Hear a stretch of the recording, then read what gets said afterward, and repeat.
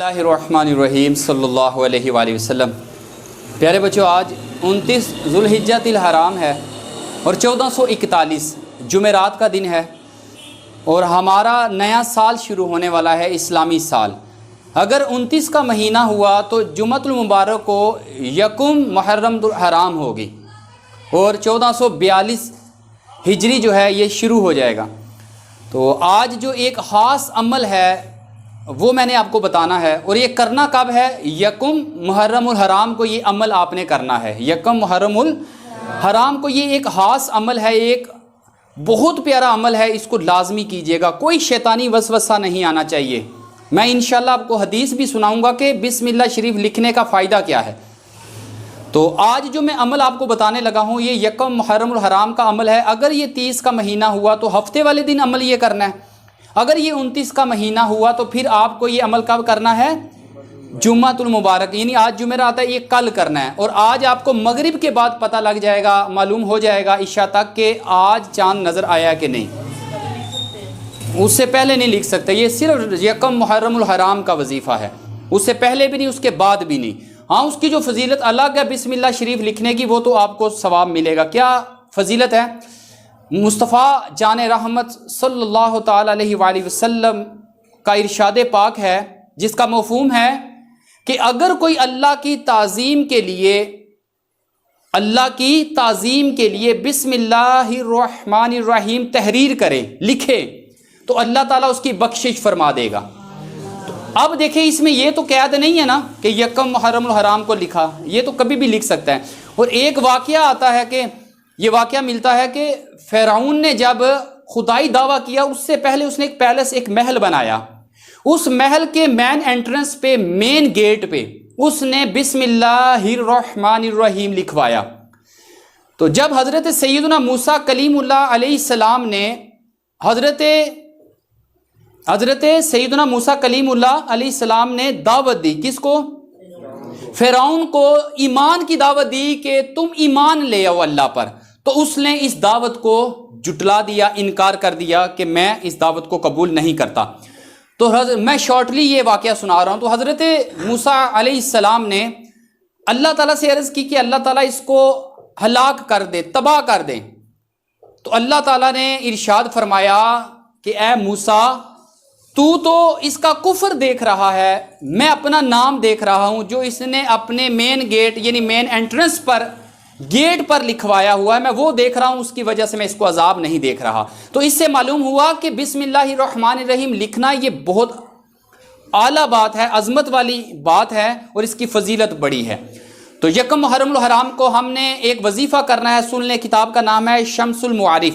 اگر کوئی کہے یہ کتاب اتنی اتھینٹک نہیں ہے تو آپ اس کو یہ پچھلی جو حدیث پہلے میں نے آپ کو سنائی ہے، لاسٹ یہ آپ سنائیں کہ بسم اللہ شریف لکھنے کی فضیلت تو حدیث سے بھی ملتی ہے۔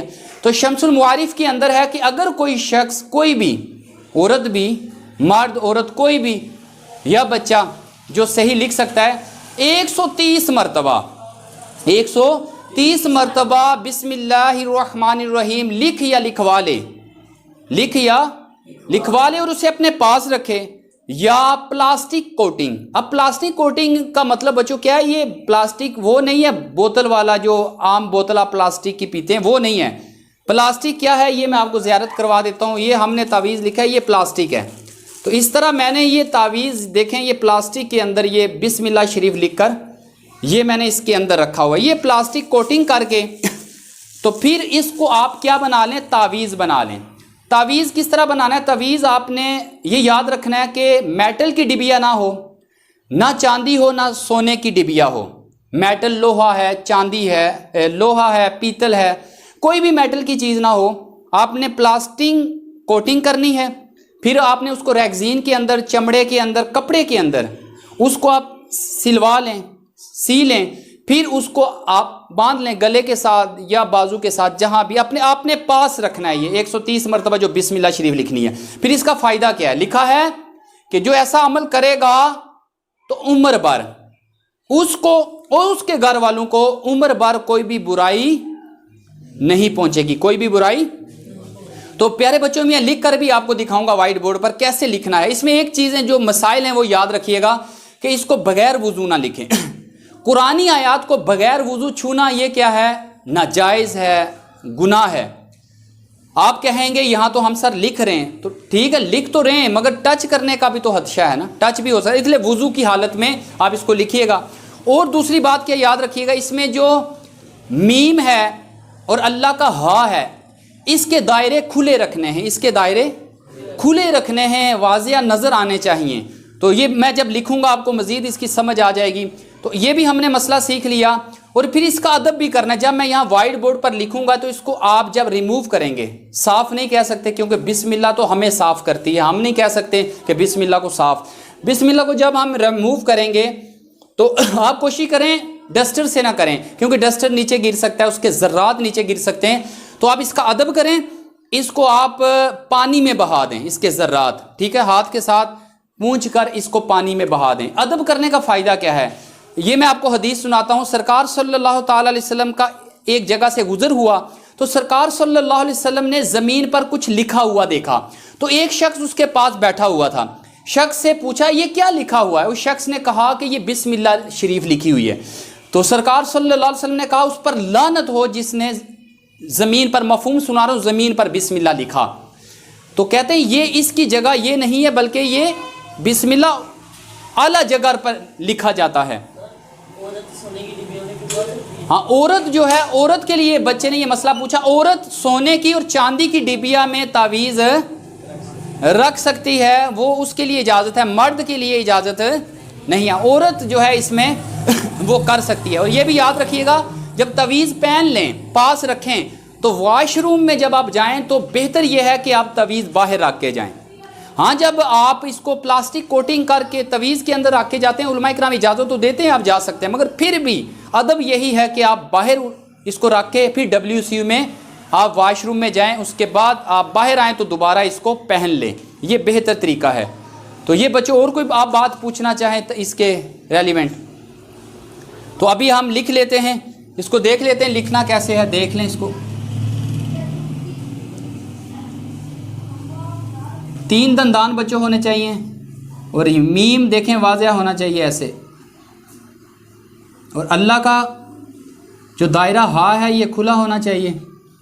اعراب لگانے کی ضرورت نہیں ہے بچوں، ٹھیک ہے، اعراب اگر آپ نہ بھی لگوائیں پھر بھی ٹھیک ہے۔ یہ دیکھیں واضح ہے، میم بسم اللہ کا جو میم ہے یہ کھلا ہو، ہا کھلا ہو، یہ میم کھلا،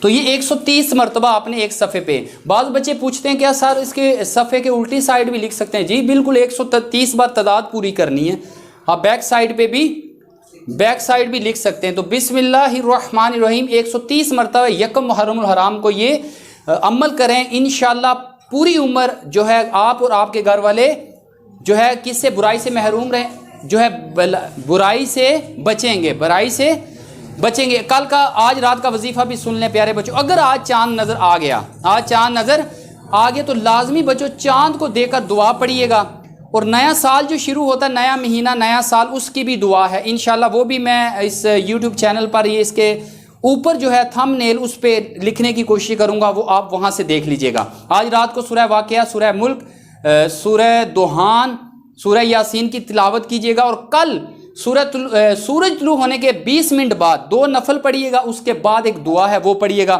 ہمارا نیا سال، اسلامک سال ہم اچھے انداز سے شروع کریں، نیکیوں بھرا ہمارا یہ سال ہو، اور ہماری کوئی نماز مس نہ ہو۔ ہم آج نیت کرتے ہیں انشاءاللہ نیا سال آنے والا ہے، ہم نیت کریں اگر پچھلے سال ہم سے جو غلطیاں ہوئی اس کی معافی مانگیں گے، اور اب ہم انشاءاللہ کوئی گناہ نہیں کریں گے۔ اور کل انشاءاللہ یہاں پر ہم عرس ہوگا، یوم شہادت ہے خلیفہ ثانی حضرت سیدنا فاروق اعظم رضی اللہ تعالیٰ عنہ کا، ان کا شہادت کا دن ہے کل یکم محرم الحرام، ان کا انشاءاللہ عرس بھی ہم منائیں گے، فاتحہ ہانی ہوگی۔ اگر یہ 130 مرتبہ سے زیادہ لکھنے کا ہے، ہاں 130 مرتبہ، دیکھیں یہ پوچھا ہے کویشچن کہ اگر 130 سے مرتبہ سے زیادہ لکھ دیا جائے۔ بچوں یہ یاد رکھیے گا، تالا کب کھلتا ہے؟ جب چابی کے دندان پورے ہوں۔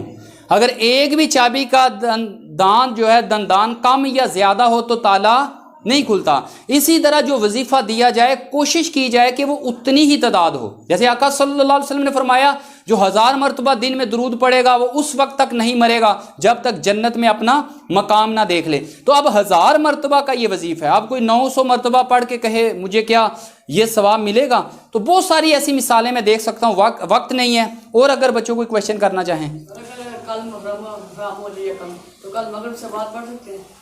مغرب اگر کل ہوتا ہے، آج مغرب کے بعد یہ نہیں، کل مغرب کے بعد نہیں مغرب کے بعد، اگر آج چاند نظر آ گیا تو کل مغرب کے بعد اسلامی تاریخ دوسرا دن شروع ہو جائے گا، پھر کل مغرب سے پہلے شروع کرنا ہے۔ اگر آج چاند نظر آ گیا تو کل مغرب سے پہلے یہ عمل کرنا ہے، مغرب کے بعد تو اسلامی ڈیٹ کا دوسرا دن شروع ہو جاتا ہے۔ انگریزی ڈیٹ کے مطابق 12 بجے شروع ہوتی ہے ڈیٹ، مگر اسلامی کب ہوتی ہے؟ مغرب۔ تو یہ آپ نے مغرب سے پہلے یہ عمل کرنا ہے۔ اور کوئی کویشچن ہو بچوں؟ اللہ سے دعا ہے جو ہم نے باتیں سیکھی اللہ ان باتوں پر عمل کرنے کی اور آگے پہنچانے کی توفیق عطا فرمائے، آمین بجاہ النبی الامین صلی اللہ تعالی علیہ وآلہ وسلم۔